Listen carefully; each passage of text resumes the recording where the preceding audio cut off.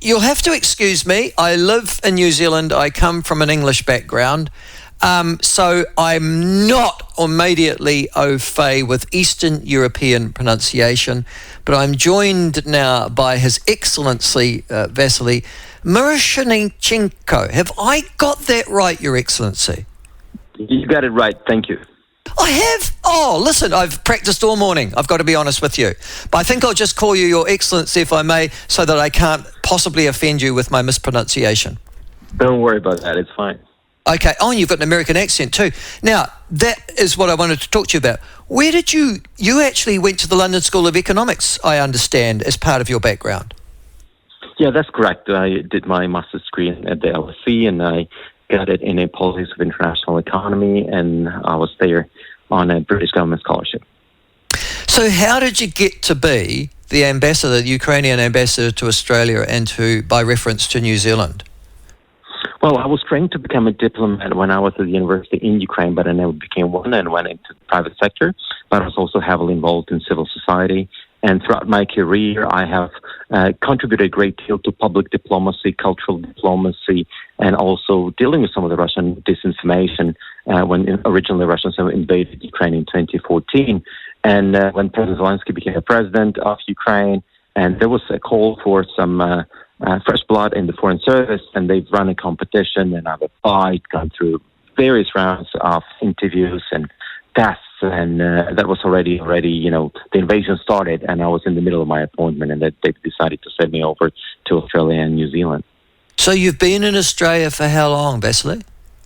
It's 2 years now. I arrived at the end of March of 2022, already 1 month into the war. And in August of 2022, I presented credentials to the Governor-General in New Zealand, became an ambassador here. Right. And you're in New Zealand at the moment. Why? For what purpose? I'm here with a parliamentary delegation, first ever actually parliamentary delegation from Ukraine, who arrived here on a visit. We've had 3 days of very intensive programs, had very good meetings, met Minister of Foreign Affairs Winston Peters. We met Defense Minister Judith Collins. We met Minister David Seymour. We had a meeting with the leader of the opposition. We actually run into the Prime Minister in the corridor as well. We could thank him for support.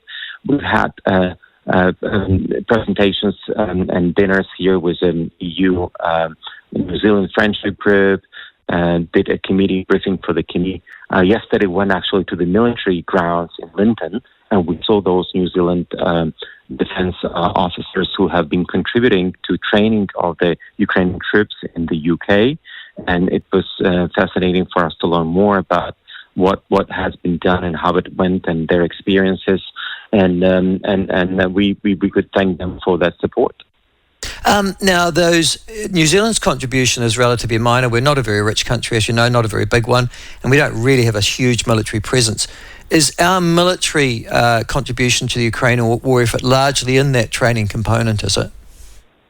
It's in the training component, but also New Zealand made a contribution to the UK managed fund for the procurement of weapons for Ukraine, and that was done in February, and some of that was also similar things were done previously in 2022. And we value those contributions because and we hope there could be more of those, because at the end of the day, we out there defending democracy, human rights, and the rule of law. We're making sure that no other country can decide to use force to change borders. And I think in this particular case, it's in the strategic national interest of New Zealand to make sure that Ukraine can defend itself from the brutal Russian invasion. Okay, but we're also living in the world of realpolitik as well, as you well know, as a diplomat, Vasyl. And the Ukrainians are under a great deal of pressure militarily at the moment. It's been, 2 years, 3 months since Russia invaded your country. And really, that front line has solidified, hasn't it, to a large extent. Is it realistic to think that you can win the war? Ukrainians are determined to keep on fighting. We just don't have any other option, because Russians are on the mission to destroy our sovereignty.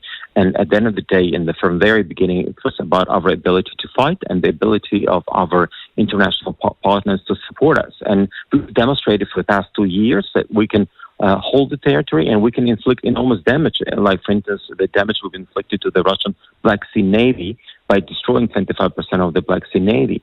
At the end of the day, if we have the right tools, and I'm talking about fighter jets and long-range missiles, we can really push Russians out of Ukraine. And we believe we can do it. Of course, now, during the past year, it wasn't that easy because Russians had time to dig in, build 3 lines of defense, and build modern fortification systems.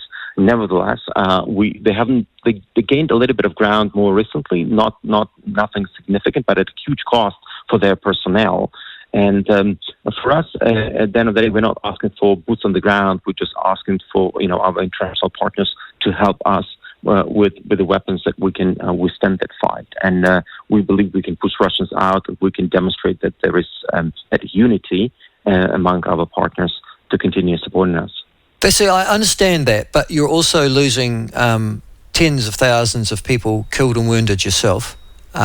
You've got a problem in terms of getting manpower.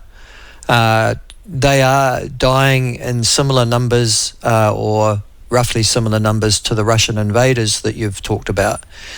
How long can Ukraine continue to put manpower into a war that is just diabolical for you in terms of cost?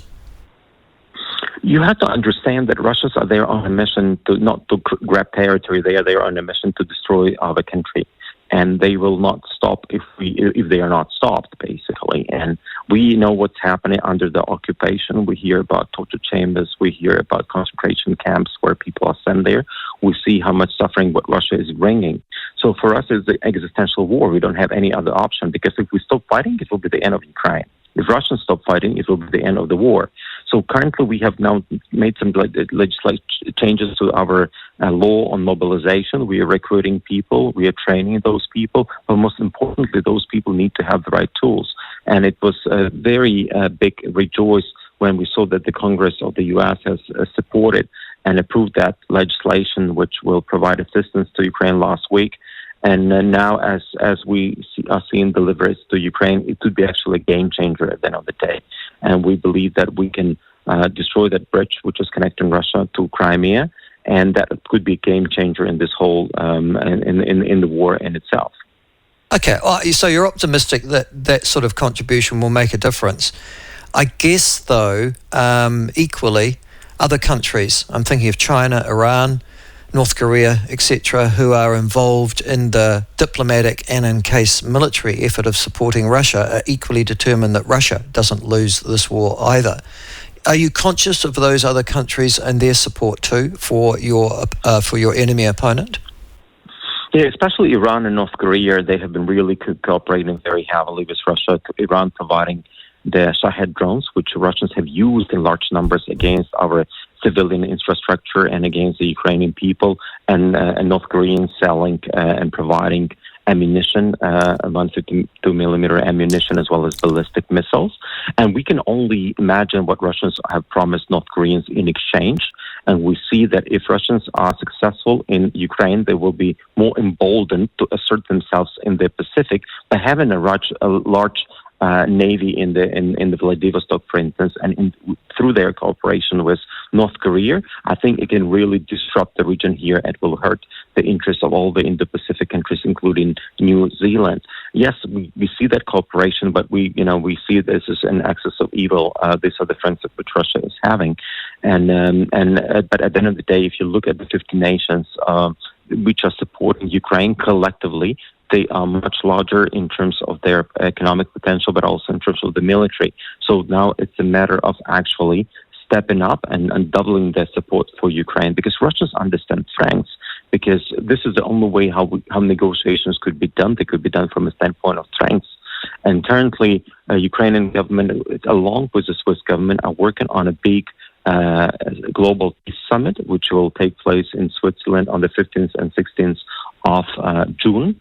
And these 10 points which have been offered by Ukraine 1.5 years ago, we've been working on that plan, which includes food security, energy security, accountability for the war crimes, restoring respect towards the UN Charter, and many other there is some nuclear safety, on environmental issues. And we are now convening and rallying the world around those 10 points of the peace plan. And the idea is to have it inaugurated in Switzerland in mid-June, then to have thematic conferences on each one of those 10 points of the peace plan. And then at the end, when we are done with that, we will offer Russia to join that. And that will not only end the hostilities, but also it will demonstrate to Russia that this is a peace plan from the standpoint of the majority of the world. And in this particular case, we are making specific focus on the global south and countries of the global south who we are hoping will be able to join this process.